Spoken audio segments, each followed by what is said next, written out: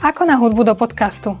Ak hľadáte hudbu alebo nejakú znielku do svojho podcastu, nájdete ju v audiobankách. Takýmito audiobankami sú napríklad Envato alebo YouTube audioknižnica, niektoré sú platené a niektoré bezplatné. A keď si už tú hudbu nájdete, je dôležité si stiahnuť aj licenciu, pretože môže sa stať, že YouTube alebo Spotify vám napíše, že váš podcast má nejakú hudbu alebo znielku, ktorú musíte mať licencovanú.